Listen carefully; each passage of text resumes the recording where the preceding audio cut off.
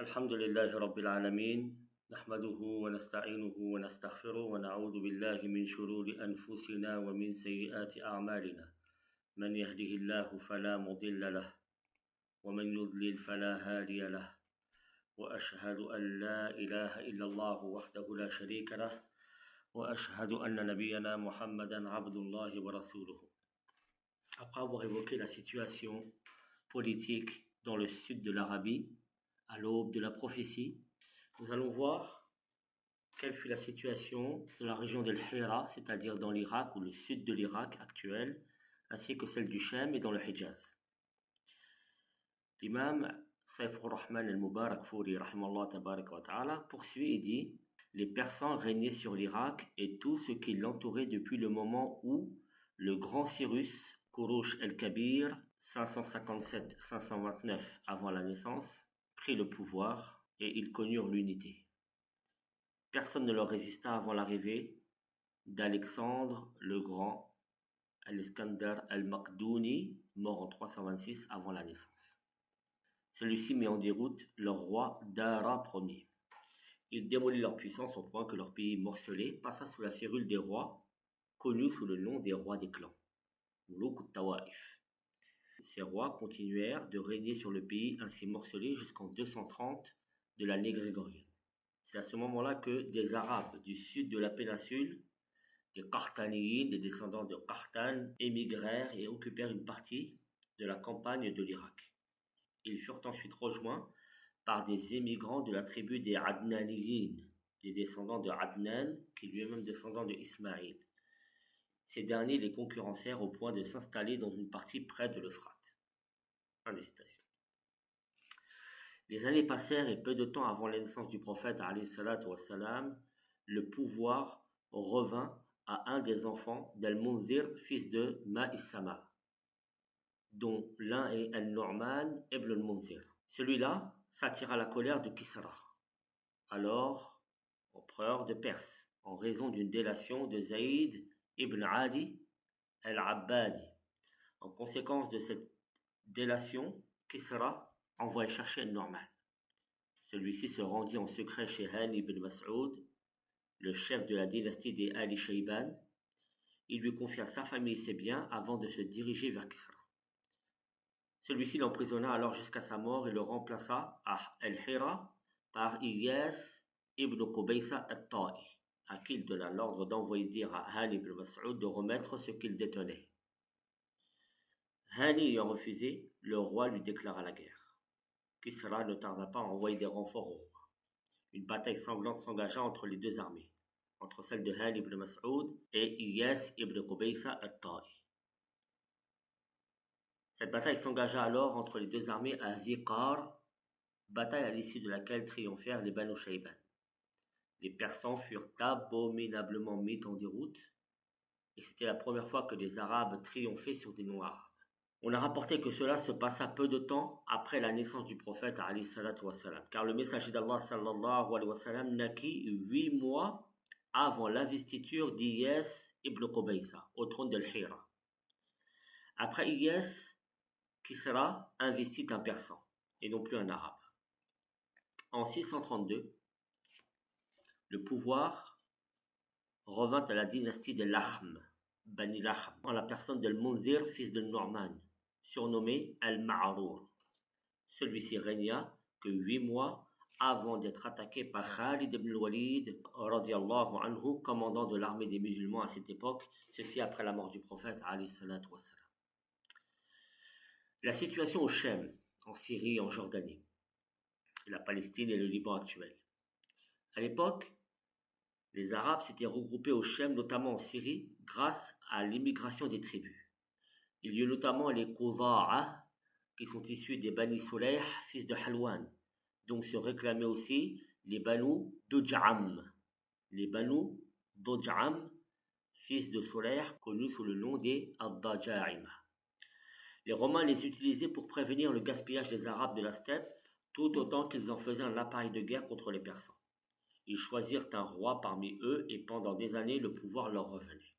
Le plus célèbre de ces rois, dont on estime que le règne s'étendit du début à la fin du IIe siècle de l'ère grégorienne, et s'acheva avec l'arrivée de la dynastie des Ghassan, fut Zaïd ibn al-Haboula. Ceux-ci vainquirent Ad-Da'ajima et se virent investis par les Romains, rois des Arabes de la Syrie. Leur base était à Dawmatul Jandal. Les Ghassanides ne cessèrent de régner sur la Syrie comme valets des rois romains jusqu'à la bataille de Yarmouk en l'an 13 de l'Hégire sous le califat de Abi Bakrin radiyallahu tabaraka wa ta'ala anhu. Leur dernier roi, Jabal ibn al-Haytham, fut soumis à l'islam. Cela se passa au temps du commandant des croyants Omar ibn al-Khattab radiyallahu tabaraka wa ta'ala. Concernant maintenant la situation au Hijaz, nous avons dit que le Hijaz est toute la partie occidentale de la péninsule arabique, et on l'appelle ainsi car en réalité c'est une chaîne de montagnes qui part du Chem et qui descend jusqu'au Yémen en longeant toute la côte occidentale de la péninsule. Elle forme de ce fait un barrage naturel entre la mer Rouge d'un côté et les grandes plaines désertiques du Nejd de l'autre côté. Ismaïl alayhi salam dirigea la Mecque et la demeure sacrée d'Allah tabaraka wa ta'ala sa vie durant. Il mourut à l'âge de 137 ans et fut successivement remplacé par ses deux fils, Nabit et Qaïdar. Il y en a qui soutiennent que ce dernier régna le premier. Après eux, la Mecque fut confiée à leur grand-père Moudad ibn Amr al-Jurhumi de la tribu de Jurhum, événement par lequel la conduite de la Mecque passa entre les mains des Jurhum et y resta. Les enfants d'Ismaïl alayhi salam jouissaient d'un grand respect du fait du rôle de leur père dans l'édification de la demeure sacrée, mais n'avaient pas de pouvoir pour autant. Les années passèrent et ceux-ci continuèrent de connaître le même sort jusqu'au moment où faiblit l'autorité des Jarahima. Les Jarahima, ce sont les Bani Jurhum. Et ceci juste avant l'apparition de Bukhta-Nassar, à partir de qui l'étoile politique des Adnaniyin, les descendants de Adnan, commença à briller dans le firmament de la Mecque. En effet, à l'occasion de l'attaque menée par Bukhta-Nassar contre les Arabes à Zat al-Irq, le général qui alors conduisait les Arabes à la bataille ne fut pas des Jarahima, mais plutôt des Adnaniyin, des descendants de Adnan, c'est-à-dire des descendants d'Ismaïl. Lors de la deuxième attaque de Bukhta-Nassar en 587 avant la naissance, les Adnaniyin se dispersèrent vers le Yémen. Yarmiya, le prophète des Bani Israël, s'en alla avec Ma'ad à Haran, dans le nord de la Syrie, vers le Chem. Lorsqu'il eut cessé la pression exercée par Bukhta-Nassar, Ma'ad revint à la Mecque où il ne trouva de Jurhum que Jursham ibn Jalhama, dont il épousa la fille Mu'ana, et celle-ci lui donna Nizar. Après cela, Al-Jarahima connurent une situation difficile à la Mecque. Ils se mirent à agresser les arrivants et même se permirent de prendre les biens de la Kaaba, ce qui irrita les Adnaniyin. Les Bani Khuza'a, installés à Marl al-Zahran, qui est une région qui s'étend d'une vingtaine de kilomètres au nord de la Mecque jusqu'à une vingtaine de kilomètres au sud de Djoudda, actuellement. Ces derniers constatèrent l'antipathie des Adnaniyin à l'égard des Jarahima et exploitèrent la situation. Alors, en collaboration avec une fraction des Adnaniyin, qui était Banu Bakr ibn Abd Manaf ibn Kinana, ils combattirent les Jarahima, au point de les chasser de la Mecque et de s'emparer du pouvoir au milieu du IIe siècle grégorien. Contraints au départ, les Jarahima bouchèrent le puits de Zamzam dans le voisinage duquel ils enterrèrent plusieurs choses. À cet égard, Ibn Ishaq raconte que Amr ibn al-Harith ibn Mudad al-Jurhumi emporta les deux gazelles de la Kaaba et aussi la pierre noire qu'il enterra dans le voisinage du puits de Zamzam avant de s'en aller au Yémen en compagnie des Jarahima, en compagnie des siens. Al-Mas'oudi a dit « Les Perses, dans les premiers temps, ont offert à la Kaaba plusieurs sortes de biens et des pierres précieuses. Sa'san, le fils de Babak, a offert quant à lui 2 gazelles en or, des pierres précieuses, une épée et beaucoup d'or. Tout ceci a été jeté par Amr ibn al-Harith ibn Mudad al-Jurhumi dans le puits de Zamzam. Ces derniers, donc al-Jarahima, s'attristèrent amèrement d'avoir quitté la Mecque et le pouvoir qu'ils y avaient.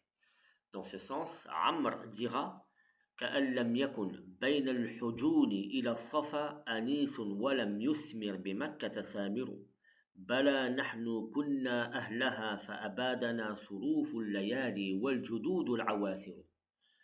Tout se passe comme s'il n'avait pas existé d'intimité et d'amabilité entre Al-Hujun et Safa, comme si nul n'avait encore passé la nuit à la Mecque. Nous voici malgré tout notre séjour dans ce lieu, devenus les hôtes du malheur et les grands-pères couverts de honte. On estime que l'époque où régnait Ismaïl alayhi salam remonte à 20 siècles avant l'ère chrétienne. Quant aux Jarahima, leur installation à la Mecque remontait à 21 siècles avant l'ère chrétienne, et leur règne sur la Mecque environ à 20 siècles avant l'ère chrétienne. Les Bani Khuza'a accaparèrent la Mecque à l'exclusion des Bani Bakr. Toutefois, les tribus de Mudar avaient 3 privilèges. 1. Le fait de guider les pèlerins de Arafat à Muzdalifa et de leur accorder le répit le jour du départ pour Mina. C'est ce que faisaient Banu al-Hawth, les fils de Mughra, de la tribu de Ilyas ibn Mudar, qui, comme je vous le rappelle, tous ceux-là sont des descendants de Adnan. On les appelait Soufa, la tribu de Ilyas ibn Mudar, on les appelait Soufa. Le sens de cette autorisation est que les pèlerins, au jour du départ, n'accomplissaient le jet de pierre que lorsqu'un homme appartenant au Soufa l'avait déjà fait.